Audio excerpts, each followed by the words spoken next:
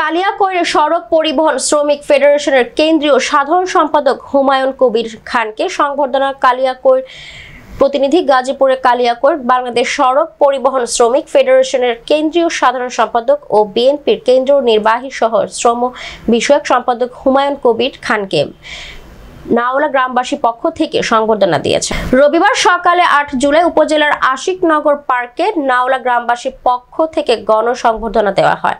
এই সময় বক্তব্য রাখেন বাংলাদেশ সড়ক পরিবহন শ্রমিক ফেডারেশনের কেন্দ্রীয় সাধারণ সম্পাদক ও বিএনপির কেন্দ্রীয় নির্বাহী সহ শ্রম বিষয়ক সম্পাদক হুমায়ুন কবির খান, বিএনপি নেতা আব্দুল বারেক, আব্দুল মালেক, অবসরপ্রাপ্ত সেনা সদস্য আওলাদ হোসেন, আকাশ মণ্ডল সহ নাওলা গ্রামবাসী ও বিএনপির অঙ্গ সংগঠনের নেতাকর্মীরা।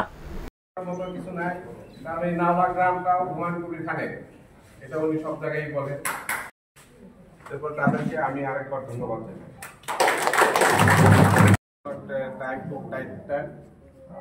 তো অনুষ্ঠান বেশি লম্বা হবে না। তো উপস্থিত নাওলা গ্রামের শ্রদ্ধেয় মুরব্বিয়ানগণ, বরদল গ্রাম এবং নাওলা গ্রাম এবং সারা বাংলাদেশের সম্মানিত ব্যক্তি করার জন্য অনেক লম্বা করা দরকার, কিন্তু সময় কম, সেই জন্য আগত বক্তব্য নিয়ে আসছে। তো আমরা আজকে আরো বেশি খুশি হয়েছি, আরো অন্যান্য গ্রাম থেকে আসছে।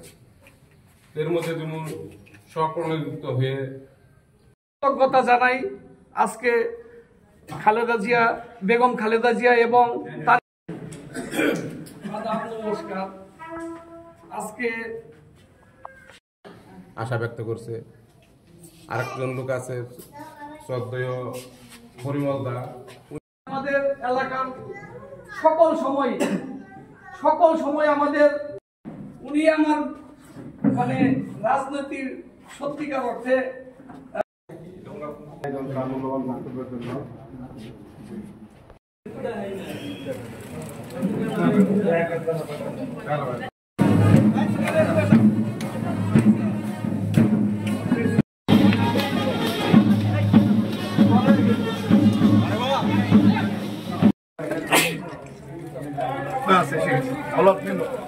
অবাধ এবং সুষ্ঠু নির্বাচন হবে। সেই নির্বাচনে বিএনপি যদি নির্বাচিত হয়তো সরকার গঠন করবে, তখন আমরা আসলাম দলীয় সরকার অধীনে।